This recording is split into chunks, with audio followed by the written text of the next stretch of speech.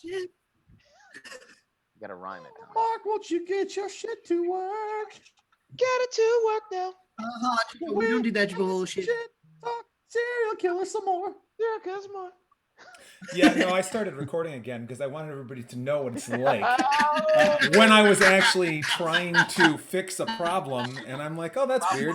The meeting ended, and where the hell was I was talking to myself for a while. Oh, so what you're trying to say is you got us back? No. No, I did. So what you guys missed when I was talking to nothing for just a second was that facial recognition and all that shit and images everywhere. True. You can't do a damn thing. They didn't even have DNA. People were going to jail back then. Yeah. We can find everything they know about. Remember Lee and Malvo, the DC snipers? Remember that? Oh yeah. The 2000s. That they were kind of serial killers, but then that was before 9/11. They shot somebody. Now 9/11 comes around and everyone that kills people in a pattern is a terrorist, except if you're white. If you're white, you're a serial killer. If you're black or Muslim, you're a terrorist.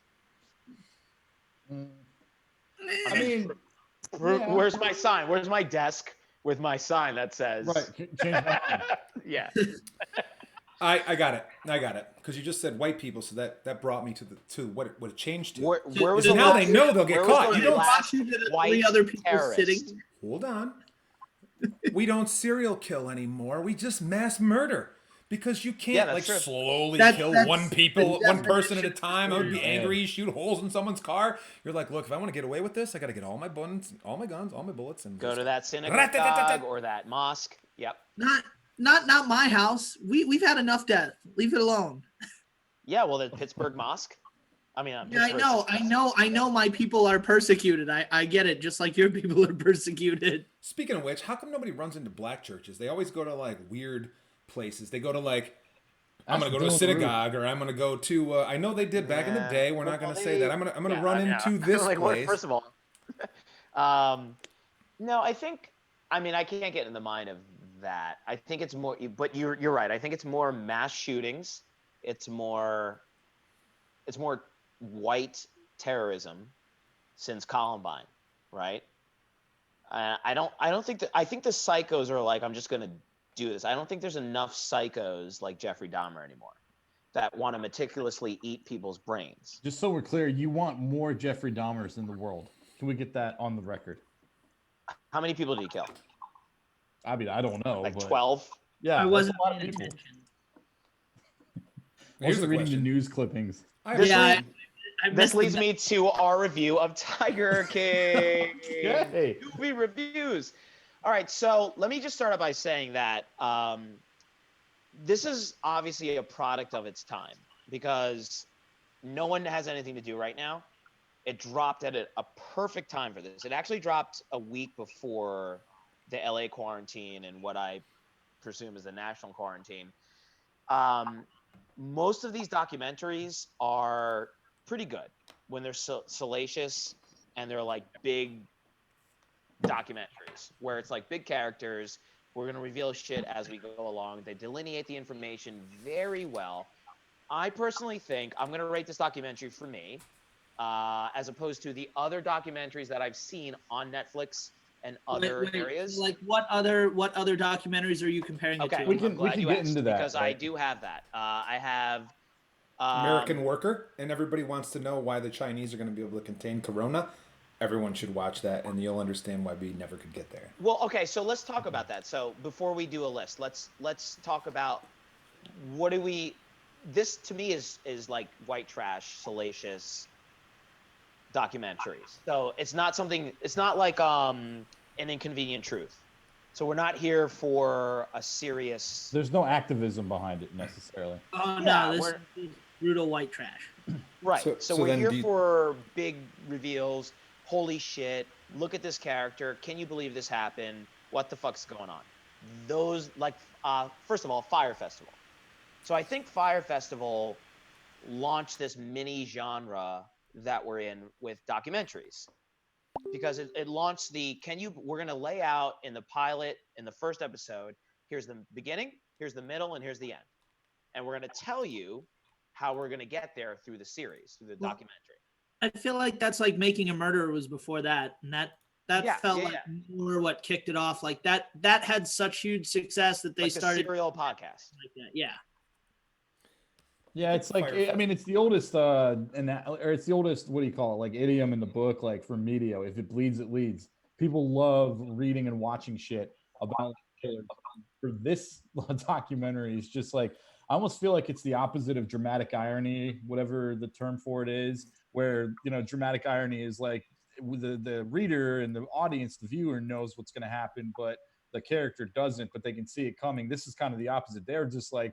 The people that put this together were like, you think this is fucking crazy? And Big Mark, this is kind of how you pitched it to us, me and Tommy, before we like really got into it. You're like, you think this is crazy? Just wait for like the moment that it all kind of turns and becomes bigger. And it's like, yeah, everything, it just keeps growing and growing to a point where you're like, this is all so fucking crazy. Everyone should be in jail.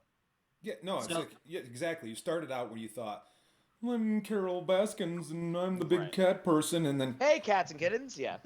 Joe Exotic. Is the what the hell, like the gay? Okay, Oklahoma is okay. It is not okay. It was not okay before. That's why he got 90% of the vote. Joe Exotic. It's not going to be okay after. It's entertaining that we have a gay man wearing cowboy stuff that has big cats in Oklahoma. That's very interesting. But it was insane. But then I saw Carol Baskins and I was like, oh, she seems weird. But then okay, well maybe she killed her husband and then. Bhagavan comes on. He definitely killed her husband. What Let's just happened? call that what it is. Tommy, what did you think, Tommy, in general? Generally, I thought it sucked. I hated it. Oh. Okay. I fell asleep 3 times through 7 episodes. Okay. I can't even make this up. Well, okay. Is there any other documentaries in that style that you like? Yeah, I've liked actually all the other ones. Like I really Fire enjoyed Festival, Abducted in Plain Sight, like making all the other stuff. I've really enjoyed this one. Just I couldn't get behind it. One because they were so outlandish. Like they were so ridiculously outlandish that you're like, oh, this is the South. Like this is literally just the South. Right. It's a documentary about the South with cats. That's literally the extra bonus. Like sometimes it's like the guy said like right at the beginning, I didn't mean for this to be a thing. Yeah, he was a snake guy. He was doing the snake about like snakes, and this all came there. And just looking at it because I'm in media and like I look at things from like how I would write this or publish this or whatever. And I think that he almost did the right thing because. If you ask about, well, should it have been fair to animals? Should it have been kinder to the cause? What's kinder than promoting the fact that these are the fucking people, these psychopaths are in charge of these cat rescues and there's this kind of abuse going on in the United States. Now it's got like all this awareness. So, that is more of a bull. Well, let's get back to the takeaway because I do want to hit that. But Mark, in general, did you like it? Did you like the experience? Of course I did. I mean, like, a big part of me at the end, I would like to Vulcan mind melt those guys to see what the hell is going on in there. Seriously. Yeah. I don't know what the fuck drugs people were doing in the 70s. I know they complain about the youth today, and we're doing too many drugs. They were doing meth.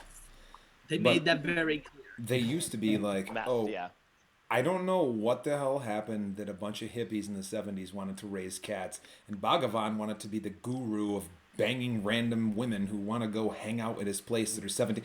That shit is so creepy crazy. Yeah. That was the stuff that I didn't think was going to have happen. I thought it was insane. I thought it's kind of a glimpse at some of the insanity of stuff that goes on that's real life that people don't know about. So I kind of liked it. I liked the way that they pitched it, and they got to the point where this guy was like, did you feel that? So this, for all of you, did you feel like the guy, when he started to pitch it, he thought this was going to be a serious documentary, and then as I thought, you get into how insane these people are. Right. Yeah, and that's the thing. That's the whole point. Is like, what people are too often looking for, like a theme or a meaning or some kind of thing like that, and it's like there isn't. Yeah. This shit is of course insane. Everybody, look at how crazy this is. It's the Dark Knight of documentaries. Oh no, but I like the Dark Knight. I really like the Dark Knight. Like, yeah, but it's a chaos theory because and getting back to what Joey said in the takeaway is that if the documentarians did a better job of weaving in the animal abuse. Now, I picked up on it, and I think most people did pick up on it. No, everyone got it. But I think that spending 15 minutes at the end saying, here's, by the way, there's 50 cats and this and this, and you go up to this one. I think that should have been more of a through line if you wanted to hook everyone. Because what the problem is, and like my girlfriend, like she is like all of us, like no one's against animals, right? Like no one wants animals to die except for Michael. But like if you're looking at tigers, if they lived here, I want them to die. Mark. Okay, whatever animal rights activist. If I had to go walk in the fucking woods in Arizona and a tiger was gonna run and fucking kill me, I'm killing all the tigers. I would rather they be in a zoo. First of all, I don't want somebody to let. The only reason I care is I don't want someone to let the fucking tigers out of the goddamn zoo near my house. Could you imagine you're walking around fucking LA and you're like, oh, nice park, and a fucking tiger, and you're like, what am I, La Brea Tar Pits? Oh shit, this isn't a saber tooth. You're basically describing like Jumanji or something. What I'm saying is that it didn't have enough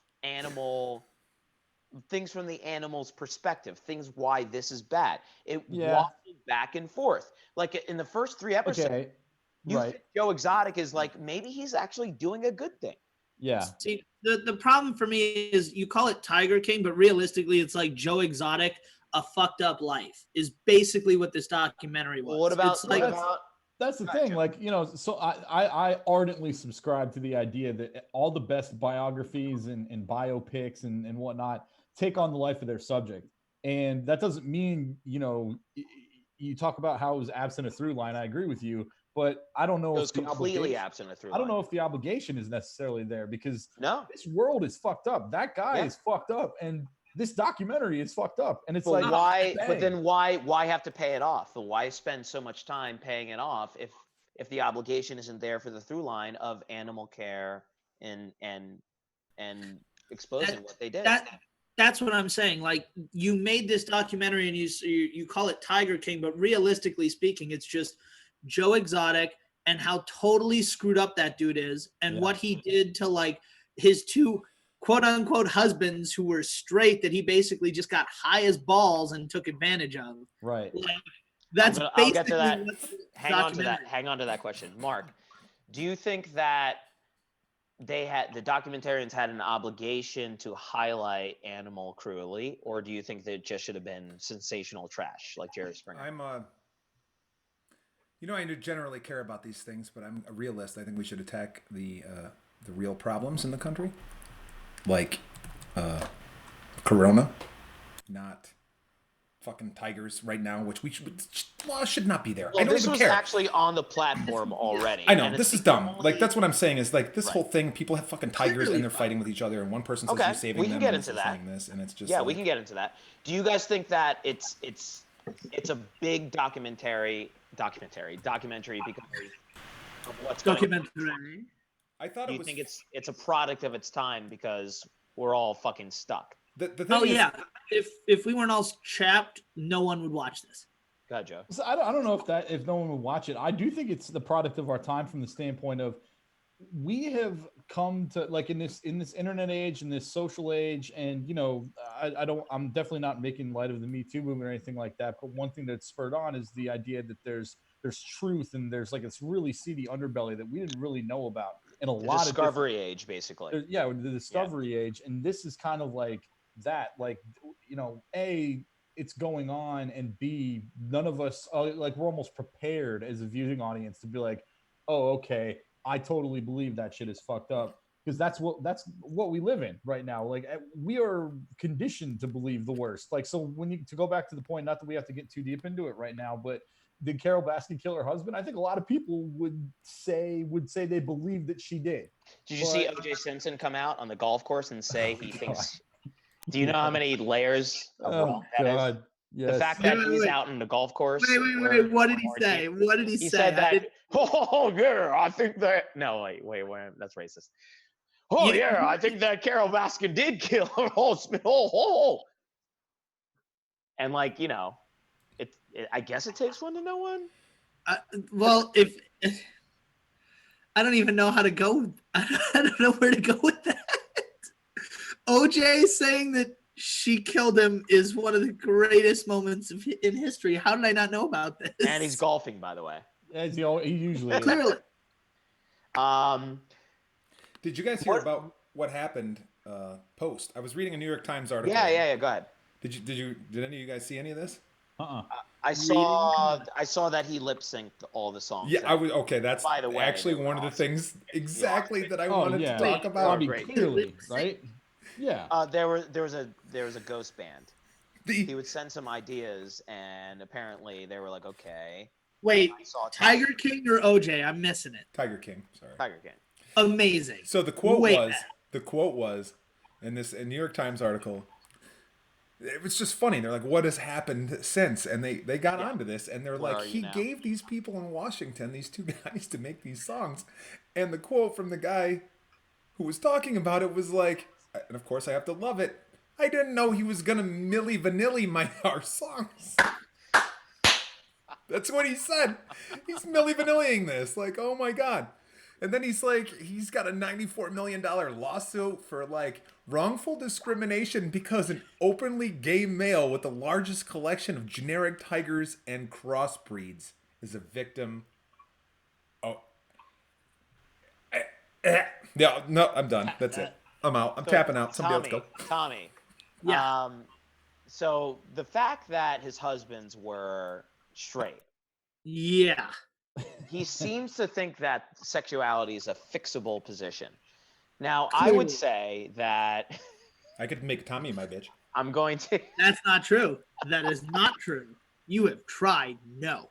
If anybody can't see, I'm Do you think animals are an aphrodisiac?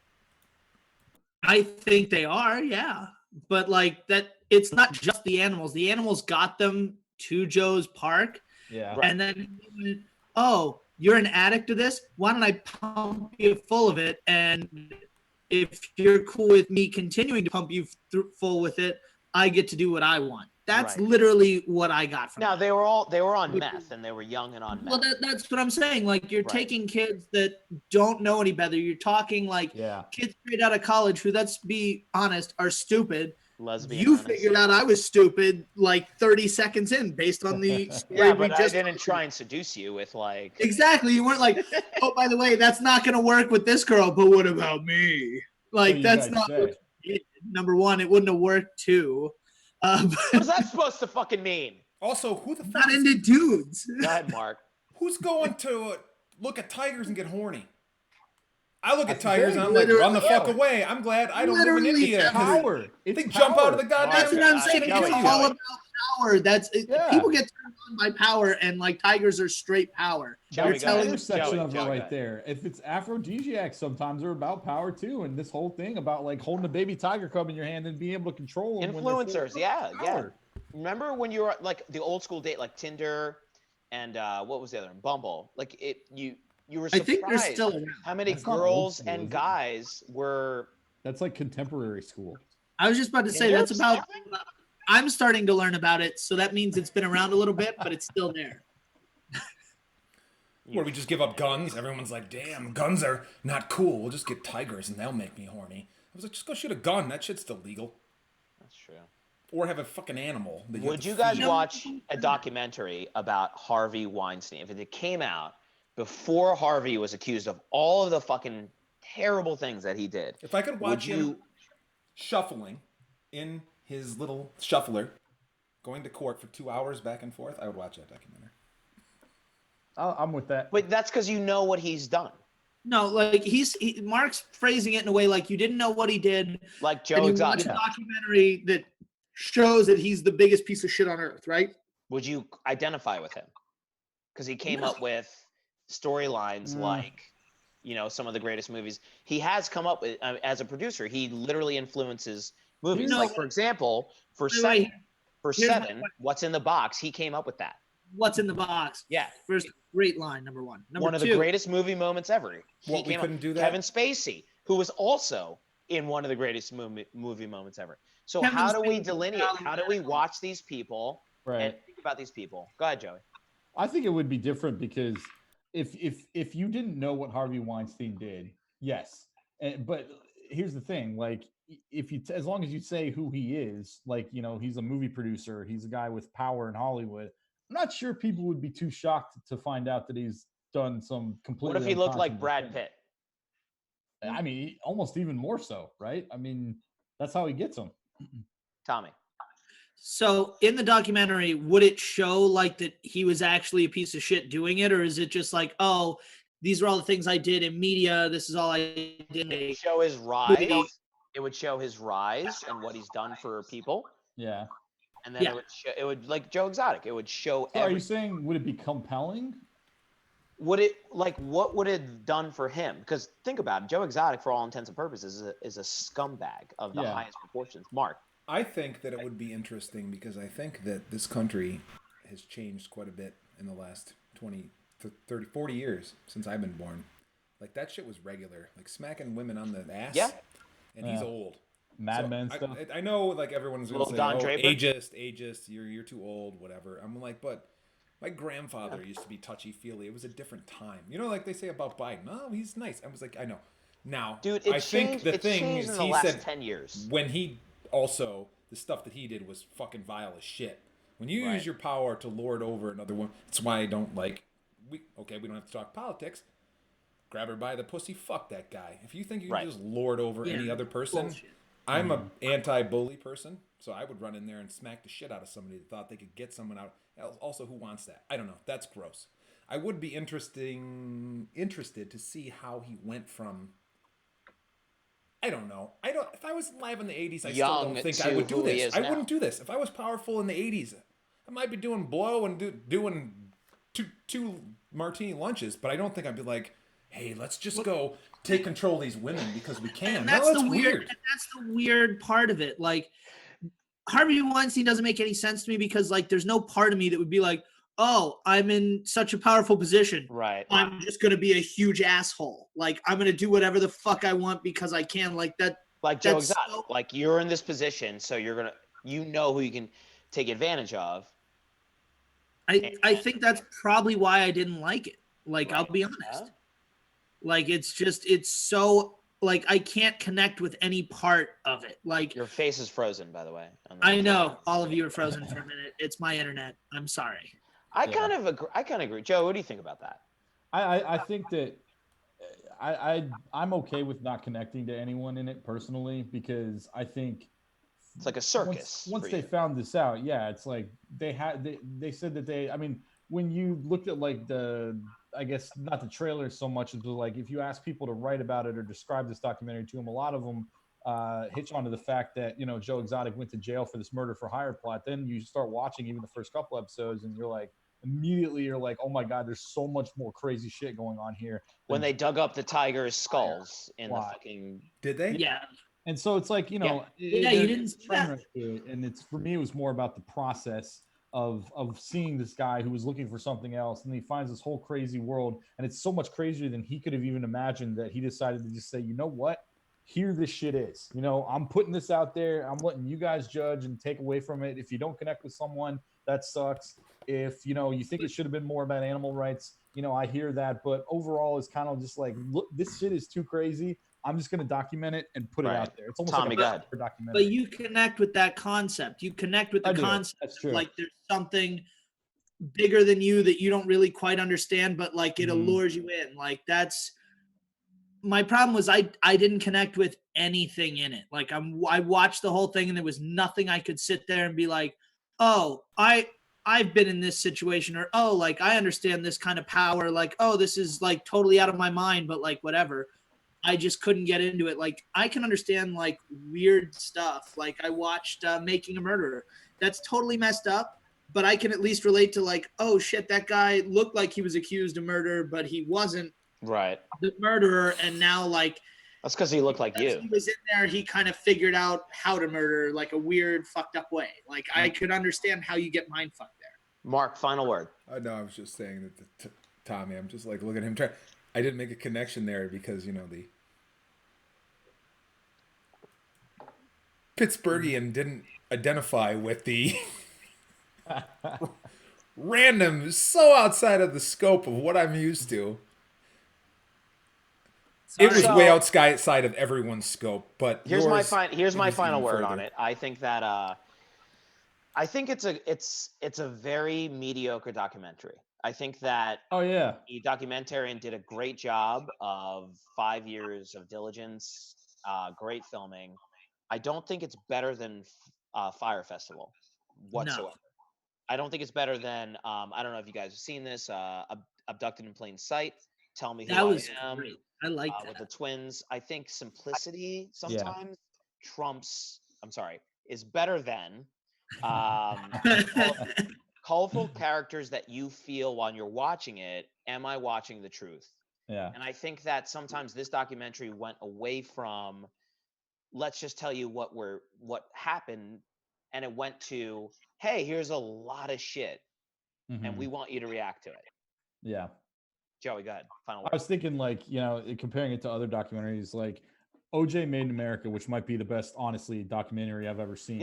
Is very encyclopedic about it. Taxi to the Dark Side, which was about a military crime committed in Afghanistan, is very almost like, you know, unredacting the files about it. Like like Tommy said earlier, I kind of look at a little bit more serious though, right? So do we put them in different genres? We do. Like in Citizen 4 about Snowden was good. Exit Through the Gift Shop, Banksy, like is a good one. But each one of them kind of has a different form. And I guess this one I would agree that it's not great. It's not a great piece of documentary filmmaking, if I could put my snooty fucking cap on for a second. But I did very much enjoy it. And there's something to be said for it. I like the filmmakers. Go ahead, Mark. I do think that from the feeling of the way the guy was talking, that he didn't expect it to go this way. I think he expected something so much different. He had to like deal with the footage, and he was like, oh my God, I would just want to see Joe Exotic, and now I find out about Carol Baskins and this Bhagavan. Like, come on, man. That dude gives me all of the red Kool-Aid drinking motherfucking types of vibes that, like, he's going to sit there and bang 20-year-olds as a 50-year-old playing with fucking tigers until the government comes to get him, and then they're all going to drink Kool-Aid and die, and they're going to find a vast fucking huge thing of just skulls of... That's the documentary I want to watch. Yeah. This was kind of accidental. It's almost as if there's another documentary waiting after they... They're definitely going for a season 2. Like that's I would with what's his face? Don, what's his face? Well, the guy who said he didn't do any shit and he's innocent and come get him. Nigga there, yeah. Top person or event that you want to see a documentary made of. I already said mine. It's Harvey Weinstein. I want to know more about his rise to where he got. I kind of know it. They're from old money. I want to know from people close to him what made him the way he was, which I kind of know as well because it's the product of the time. But I want to know all about that, and I want to watch and discuss, and I want to fully figure out what's going on. Top individuals, good or bad, that you want a documentary made of. Tommy. I got this. So the weirdest thing that I can think of right now would be Antonio Brown. Like what snapped in that dude's head? Because he was hardworking. He was just looking to support his family. And then all of a sudden he's going up. And then like 5-6 years. That's not over. Exactly. I'm not saying that we need it right now. I'm saying in the future, when we figure out how it ends, I want to watch that documentary because you can see you went from like you have nothing, you have everything, and then you totally lose it, and you have no idea what's going on in his head. Like what? There's got to be a camera crew on it. There's got to be. I know what it is. Mark. It's that he's seen the president. He knows you can do whatever the fuck you want. You can do flips and shit.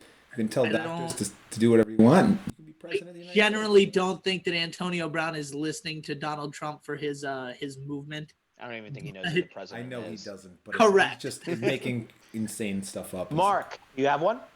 What? Top person or event, really? Answer the question. Yeah, no. It's going to be... I'm going political. How much of a fucking failure this administration has been in the history of the world. I'm going to rant for one fucking minute, for a minute. Here we just go. a fucking minute. Go get them. The whole idea that we got into this thing, that as an engineer, it's very difficult for me because, look, when I go into my meetings, I'm not like, oh, well, why do you think this, Mark? Because I feel like it'll be okay. It's okay. By the way. It's aspirational. My aspirational goal is that this video right now is controlled. Your phones work. Thank you, man. Everything happens right now and it works perfectly and everyone's working from fucking home. You're welcome. That's not my aspirational goal. That's a goal that I knew would happen. To just fucking lie about, here's my aspirational goal. I'm going to space tomorrow. Elon Musk, ask him, what's your aspirational goal? Oh, so I'm going to have a colony in the next week. And we're going to be able to fly there for free. I'm going to have solar fucking panels. You know Musk is trying to go. Think about what he's trying to do. Make electric batteries super awesome and solar. He's trying to go back to fucking Mars where he belongs. That's an aspirational goal. Telling people bullshit is not aspirational. And I want someone to investigate this. And I think that it's going to be fucking terrible. Well, that's going to be something that's going to happen. I'm talking about something that's not, that you personally... I mean, there's going to be 18,000 documentaries after he goes to prison. What I want is what you think. I want a documentary of me. That would be fun. Me too. Joey. All right. So one of my favorite books is The Accidental Billionaires by Ben Mesrick, which chronicles how Facebook, that's what they adapted into the social network. And it's really good. And it really kind of paints this picture about how they stumbled onto this idea that kind of changed the internet and, you know, how these completely anti-social, and I don't necessarily mean like they don't talk to people, but, you know, like the most unsocial people in the world invented the biggest social networking tool it's just this fascinating like contrast. I think enough has happened since then with the hack and the data breach and now, you know, all the stuff, not to get too deep into politics, but how they admitted basically they don't fact check.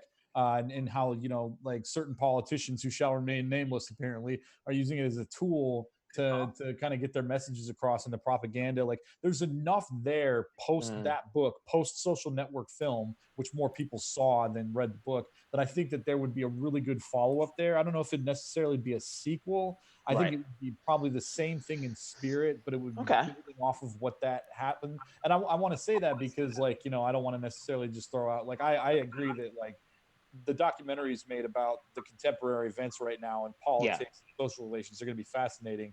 But to kind of throw that out there, I think and to kind of put that aside for a second, I think that documentary would. Is there a subject, a person that you guys would want to see other than fuckface?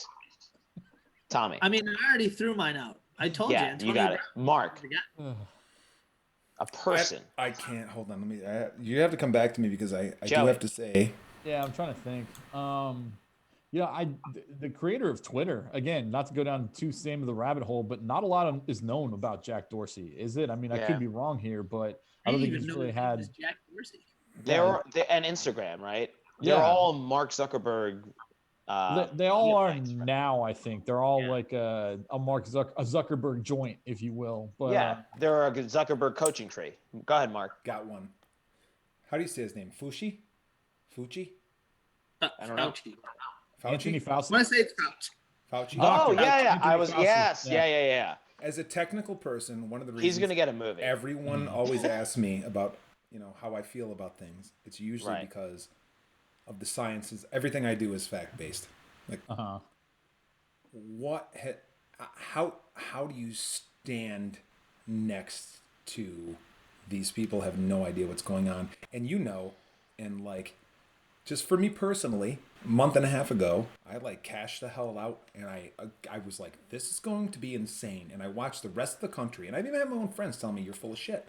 And I was just like, never mind, I'm not going to say it. To this guy to try to sit in there and then go one after the other and go back to the I would love to know more about this guy's life and how I think he's that will like, get one. Tommy has to go pee. Tommy, you didn't have to yell it. Like, we got a minute and a half, you dick. Oh, do we? Okay. Yeah, it says remaining meeting time. Like, that's why I can't see that. Like, our Zoom meeting's gonna end. Can we get 10 minutes after this, Joey? We can splice that shit. Well, I'll back restart there. another. Wrap. Okay. I'm not going to splice anything because my kids aren't here, so this is going to go in sequentially, and they're going to see everything. Because I think can't we're doing really wait well. to watch our edit. It's gonna be good. What we're going to do after this, when we come back from Tommy's pee break, is we're going to do what we're going to be watching this week. Mark Sharon comment on random sporting events. Oh, and before we take this break, Franzia, go ahead, Mark. Yeah, can we get Edwin from Franzia, please? This podcast is brought to you by Franzia. When you're podcasting with three buds, but you also want to rub and tug, Franzia.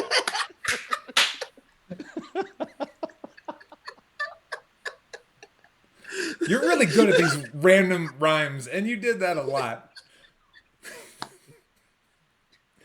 God damn it. I was trying to do something about slapping the bag, except that bag rhymes with too many other words that I should not ever say. Well, that's good. I can't wait for my pee break. Right. All right, ready, set, go, peak break. Pause.